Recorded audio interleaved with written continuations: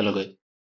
In today's session, we are going to discuss about header tags. Okay, this is one of the important SEO on-page factor, right?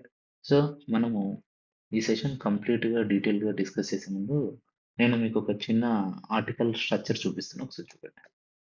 చూడండి, what is SEO, then off page SEO, then SEO helps website rank, on page SEO, technical SEO, benefits of SEO, types of SEO.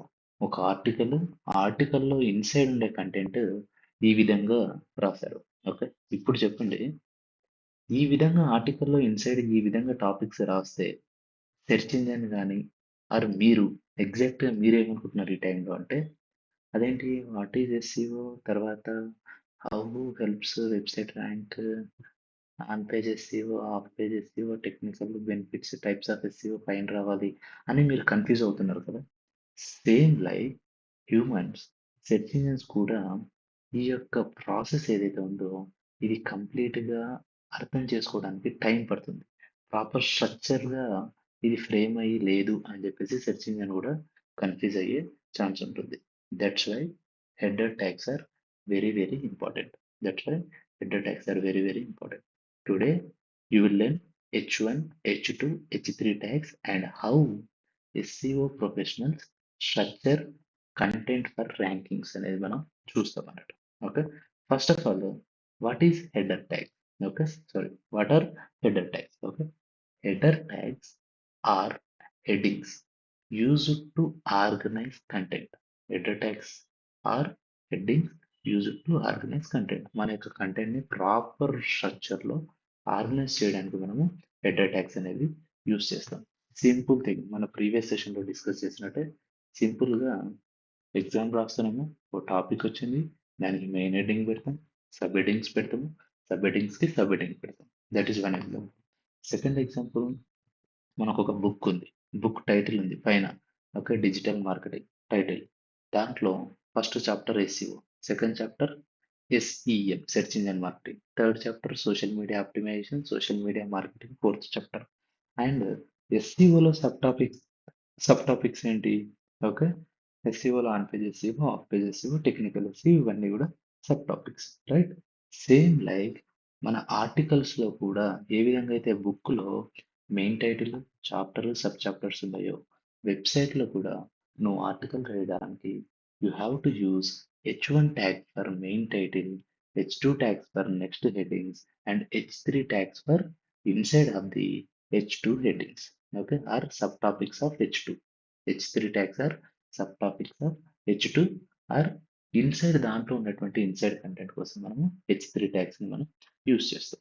Okay, so ఇదన్నిటిని complete డీటెయిల్గా నేను మీకు సింపుల్గా చూపించాను. First ఏంటి, ఇలా చూపించాం కదా, this is the wrong structure అని మనం ఫీల్ అయ్యాం కదా, this is the right structure. Right structure ఏంది?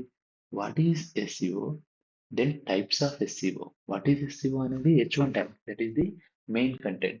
ఓకే, మనం డెఫినేషన్ ఇచ్చాం. అందులో సబ్ పార్ట్ ఏంటి? టైప్స్ ఆఫ్ SEO, దాన్ని H2 ఇచ్చాం. అందులో సబ్ పార్ట్ ఏంటి? On page SEO, off page SEO, technical SEO. These are the 3 types. Okay, sub పార్ట్లో అంటే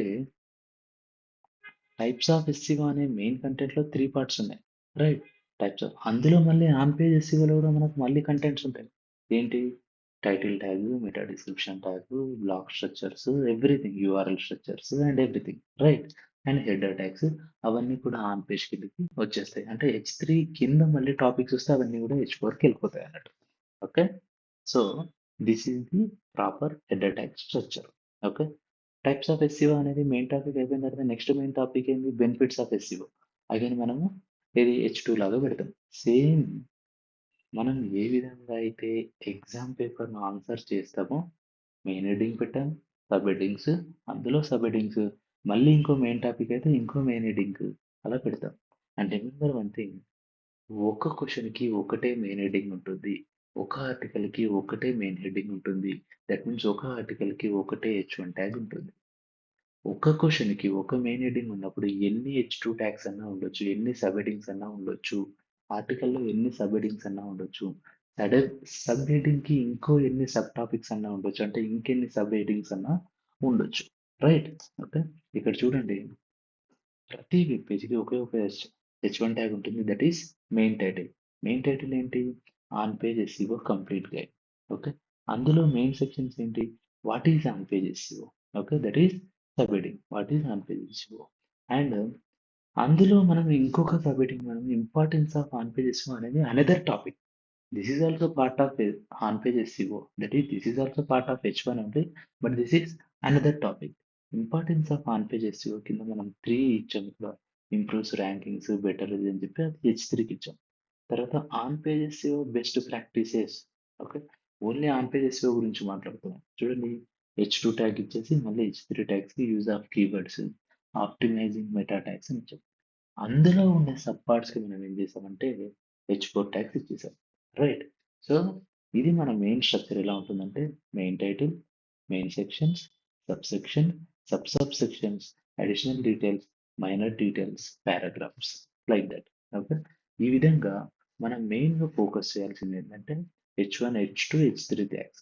ఇవి ఏం చేస్తాయంటే ఈ హెడర్ ట్యాగ్స్ సెర్చ్ ఇంజిన్స్‌కి ఆ యొక్క కంటెంట్ స్ట్రక్చర్ ఏ విధంగా ఉంది అనేది ఈజీగా అర్థం చేసుకోవడానికి హెల్ప్ అవుతుంది. దీనివల్ల బెటర్ విజిబిలిటీ ఉంటుంది. దీనివల్ల బెటర్ విజిబిలిటీ ఉంటుంది. తర్వాత మన ర్యాంకింగ్స్ ఇంప్రూవ్ అవ్వడానికి ఛాన్స్ ఉంటుంది. అలాగే సేమ్ సెర్చ్ ఇంజిన్స్‌కి అర్థమవుతుందంటే యూజర్‌కి కూడా ఈజీగా అర్థమవుతుంది. యూజర్‌కి అర్థమవుతుందంటే సెర్చ్ ఇంజిన్స్‌కి కూడా ఈజీగా అర్థమవుతుంది. That's why header tags are very very important. Header tags అంటే ఏం లేదు. Mainly we have to focus on H1, H2, H3 tags. Okay. Just like మనం మన ఎగ్జామ్ ఆన్సర్ షీట్ రాయడానికి ఏ విధంగా అయితే హెడ్డింగ్స్ వాడతామో, ఆర్టికల్ రాయడానికి కూడా అవే హెడ్డింగ్స్ వాడతాము. బట్ అయితే ఇక్కడ వాటిని H1, H2, H3 తోని డిఫైన్ చేస్తాం. మళ్ళీ మీకు ఇంకొక ఎగ్జాంపుల్, వాట్ ఈజ్ ఎస్సీఓ అనేది H1 tag, how search engine works అనేది అందులో టాపిక్, టైప్స్ ఆఫ్ ఎస్సీఓ అందులో టాపిక్స్, అందులో topic on page, off page technical అనేది టైప్స్ ఆఫ్ ఎస్సీఓ కిందకి వెళ్తుంది కనుక H3. మళ్ళీ ఆన్ పేజ్ ఎస్సీఓలో టైటిల్ ట్యాగ్, మెటా డిస్క్రిప్షన్ అనేవి H4 కిందకి వస్తాయి. Okay. This is how we have to plan our block structure with the help of header tags. మీరు హెడర్ ట్యాగ్స్ ఎంత ఈజీగా రాస్తే మీకు ఆ పర్టికులర్ ఆర్టికల్ మీద ఎక్కువ కంటెంట్ ఉంది, ఎక్కువ నాలెడ్జ్ ఉంది అని చెప్పి యూజర్కి అర్థమవుతుంది, సెర్చ్ ఇంజిన్స్కి అర్థమవుతుంది. సో ఎవరైనా ఒక పర్సన్ వచ్చేసరి మన క్లాస్లో ఎక్కువ నాలెడ్జ్ ఎవరికి ఉంది అంటే వాడికి ఉంది అని ఏ విధంగా అయితే మన పేరు చెప్తారో, సెర్చ్ ఇంజిన్ కూడా ఇంటర్నెట్లో ఎక్కువ ఎస్ఈఓ నాలెడ్జ్ ఎవరికి ఉంది అని అడిగితే there is a chance to take our website and show it to the user who are looking for SEO content అన్నట్టు. Okay. That is what header tags. Okay. ఈ header tags వల్ల మనం discuss చేసాం main topics, sub topics, content relationship అనేది ఈజీగా తెలుస్తుంది. Without header tag వల్ల మనం ఫస్టే చూసాం కన్ఫ్యూజన్ ఉంటుంది. ఓకే. వితౌట్ హెడర్ ట్యాగ్ వల్ల మనం కన్ఫ్యూజన్ ఉంటుంది. చదవాలంటే ఇది చాలా పూర్ రీడబిలిటీ ఉంటుంది. యూజర్ బౌన్స్ అయ్యే ఛాన్స్ ఉంది. సరిగ్గా టాపిక్ లేకపోతే ఇమ్మీడియట్‌గా జంప్ అవుతారు. విత్ హెడర్ ట్యాగ్ వల్ల సెర్చ్ ఇంజిన్స్ ఈజీగా మన యొక్క వెబ్‌సైట్ ఇన్ఫర్మేషన్ క్రాల్ చేస్తాయి. ప్రాపర్‌గా మనం కీవర్డ్స్‌ని దాంట్లో స్టఫ్ చేసే ఛాన్స్ ఉంటుంది. అండ్ యూజర్ కూడా ఎక్స్‌పీరియన్స్ బాగా ఉంటుంది. అండ్ హెడర్ ట్యాగ్స్ రాసేటప్పుడు you have to use your main keyword in the header tags. Remember, ఎప్పుడైతే ఆన్ పేజ్ ఎస్ఈఓ మీరు చేస్తుంటారో ప్రతి యాక్టివిటీలో టైటిల్‌లో కీవర్డ్స్ రాయాలి, మెటా డిస్క్రిప్షన్‌లో కీవర్డ్స్ రాయాలి, యూఆర్ఎల్ స్ట్రక్చర్‌లో కీవర్డ్స్ రాయాలి, బ్లాగ్ హెడ్డింగ్స్‌లో కూడా కీవర్డ్స్ రాయాలి. బట్ కీవర్డ్స్‌ని ఫోర్స్‌ఫుల్‌గా మాత్రం స్టఫ్ చేయొద్దు. Okay. This is all about header tag. మీకేమైనా డౌట్స్ ఉంటే ఓకే, మీరు వెబ్‌సైట్‌లో వచ్చేసి ఫామ్ ఫిల్ చేయొచ్చు ఆర్ డైరెక్ట్ ఈ నెంబర్ కూడా వాట్సాప్ చేయొచ్చు ఆర్ కాల్ చేయొచ్చు. Thank you guys. If you have any doubts, you guys can directly call and contact. Thank you.